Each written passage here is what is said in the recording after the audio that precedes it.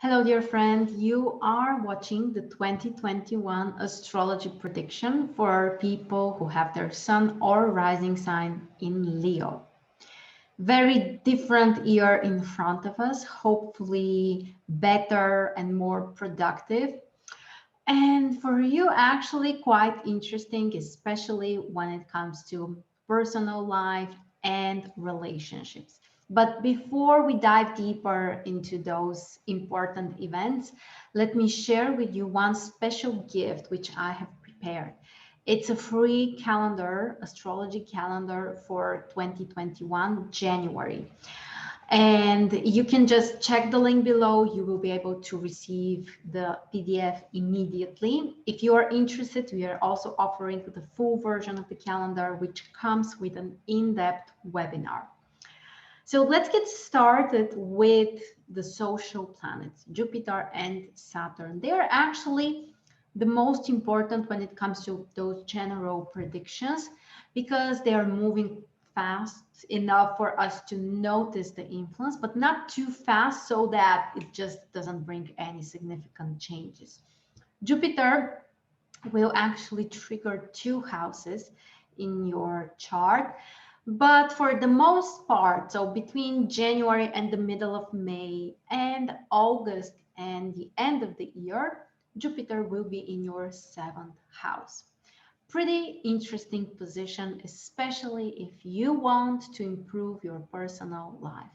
Whether you are already in a marriage and things are kind of rocky, or maybe you are no longer so connected, Jupiter can allow you to improve the relationship. For other people, this could be a great time to find new partners, to find new potential people who can become their partners or their boyfriends and girlfriends, or even potentially people who can marry you. Jupiter is generally bringing positive changes when it comes to your personal life. And here we have to mention another possibility. For some people, this may also be the happy divorce they've been waiting for. So Jupiter won't keep you together with your partner if you don't want that. So trust me, you can be sure about that. Jupiter can bring you this easy divorce or separation, or at least easier than normally. But in this case, we also have Saturn. So yeah, we need to be very reasonable when it comes to those decisions. But overall, Jupiter in seventh can bring new relationships, new interesting connections with people who can also be potential business partners. Jupiter in seventh can increase also your clients, the people you serve, the people who are important in your career as well, and literally business partners, people you can work with. We need to mention that during January, Jupiter will square Uranus. As you can see, 7th and 10th house will be triggered at that point. And this can bring some unexpected changes when it comes to your career goals or business partnerships or some kind of arrangements with other people, especially when it comes to work. And for some people, this may also be the happy separation, as we said, because Uranus in 10th house can bring change of your social status. And with Jupiter squaring it, yeah, this change can be, for example, I'm no longer married, or I'm moving on, or whatever. So interesting transformational changes, especially around January when Jupiter squares Uranus. Part of the year, specifically between the middle of May and the end of July, Jupiter will be in your eighth house, which is an interesting position when it comes to financial stuff or investments or exploring something, some kind of spiritual work, energy work, and also some kind of research.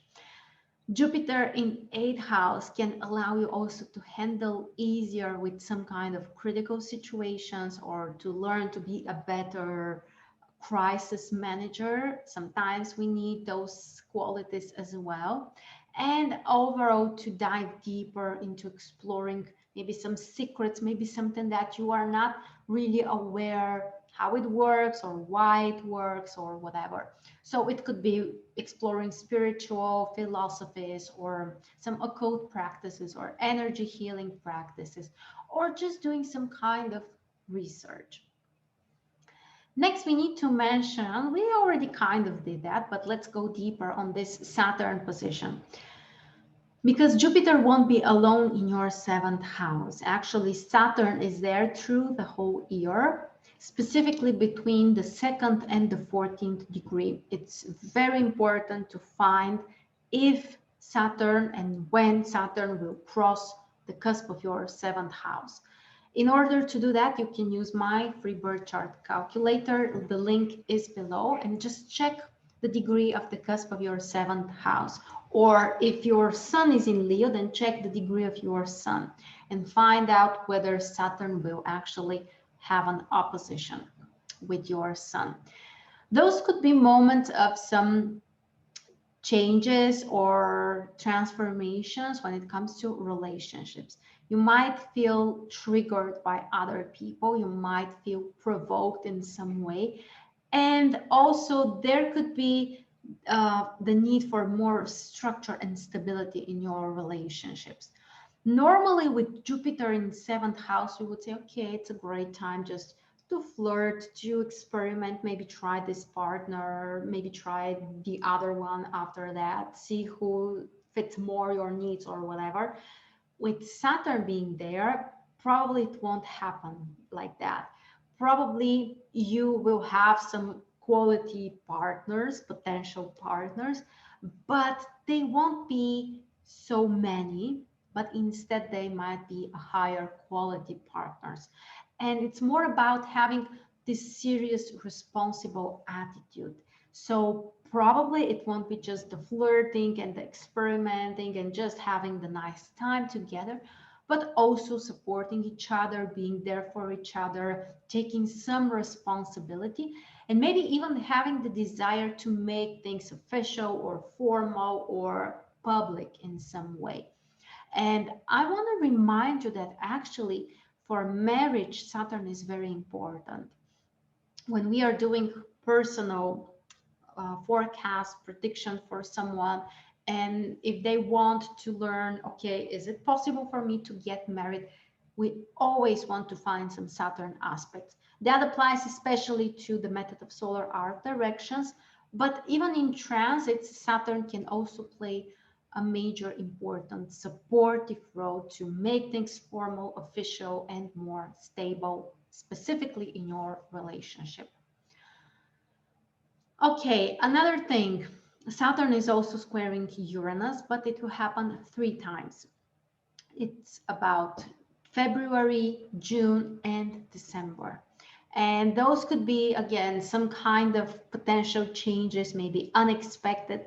There might be some kind of shocking or critical changes or something that it's kind of like out of the blue. For some people, this could be, you know, like sudden interest in someone, for example, a new potential partner, or it might be a surprise in your own relationship, maybe something you haven't expected. And when it comes to business partnerships, you need to be especially careful during those months. Uranus in 10th squaring Saturn in 7th can bring this type of instability or shocking changes, unexpected behavior, and other type of surprises that trigger both your partnerships and also your social status and your career. So interesting time, but as we said, you need to be careful. Now, a little bit more about Uranus. The important thing is to know the exact degrees that Uranus will be transiting, and they are between the 7th and the 15th degree of Taurus. Make sure to check where is the cusp of your 10th house. And also if your sun in Leo is somewhere between those degrees, because it would mean that Uranus will square your sun. And those are some pretty big changes. Very interesting, very exciting times, but also pretty uncertain. And you may find yourself quite impatient, quite nervous, maybe interested in something new, wanting to experiment, especially when it comes to career or business. You may want more freedom, but remember that freedom comes at a price. And usually that's about our stability and security. When we have more freedom, we are losing a little bit the sense for stability and security. And it depends what you are prioritizing, but in one way or another, you need to embrace the idea of some variety, some changes, some transformations in work, in business. If you want to try something new, if you want to do something on your own, actually, this is a pretty interesting time. And if Uranus happens to cross your 10th house, those are very, very big changes in terms of your social status, in terms of your career and business. And yes, at first it might feel very uncertain. It might be kind of stressful, shocking, surprising, but you just need to embrace and accept this change. Take the best that you can with this freedom, and also try something new are excited about. Next, moving on to Neptune. Neptune is in your 8th house between the 19th and the 24th degree in Pisces. Very important if the cusp of your 8th house is somewhere between those degrees. And if that's the case, you need to be especially careful with finances. Neptune can mess things up. Neptune can bring foggy and complicated situations and some kind of delusions or mistakes. So make sure to be very careful with investments, with money, especially if you want or need to take money from banks or other creditors. It could be a complicated and maybe not very rational decision. So more attention to those practical financial stuff. Other than that, Neptune in 8th house is amazing for some spiritual work, energy practices, and also healing. And the last outer planet is Pluto, which is in your 6th house between 25th and 27th degree. Again, make sure to check the cusp of your 6th house. If Pluto is crossing the cusp of your 6th house, it can bring some pretty serious, deep, intense transformations when it comes to your work, your business, your daily habits, and also your health. Pluto can sometimes destroy things and just force us to start from the ground. On the other side, Pluto can bring some empowerment, motivation, and passion to focus on some really important things. So the biggest question is, when is Pluto ingressing your 6th house? Make sure to check the degrees. If Pluto is not triggering the cusp of 6th house, it's probably not the most important thing for you this year because there is no major aspect between Pluto in Capricorn and Leo. Next, we have the lunar nodes and the eclipses. First of all, the North Node will be in your 11th house most of the year, actually the whole year. And this is the time to focus on expanding your social circle, communicating with more people, and also connecting with your community. You need to prioritize more what your mind is telling you, not so much what your heart tells you, and to try to learn to be wiser and to detach from things when necessary, not to allow everything to trigger you emotionally and just take some irrational decisions, but instead detach, look from the outside, take a rational decision, expand the circle of friends or your community. You can also find here the eclipses. The May eclipse triggers 11th and 5th house. So you need to find the balance between the mind and the heart, and also friends and your romantic partner or your children. It could be quite creative period when you may focus on things that you love, things that you are passionate about. Then the June eclipse triggers your 11th house only, and the North Node, which means time to focus on the future, time to see things the way you want them to happen in the future, and also to create new connections, to maybe become part of a new community and focus on some important causes. Then the November eclipse is triggering your 10th and 4th house, which means you need to find the balance between career and home, between your personal life and your business, and maybe let go of things that you no longer need. And the last eclipse is during December. It triggers your 5th house together with the South Node, which means that you need to let go of things that are no longer necessary in your life, especially when it comes to love, creativity, and hobbies and your kids and everything that you are passionate about. Let the unnecessary go so that new things can come into your life. Next, we are going to talk about the retrograde phases of the planets. We have Venus and Mercury retrograde. And Venus is actually retrograde at the very end of the year, from the 19th of December. Venus will be retrograde in your 6th house, and it means that those last couple of weeks of December, you might reconsider things about your work. You can be kind of over emotional regarding those areas of work, business, communication with coworkers, and also health.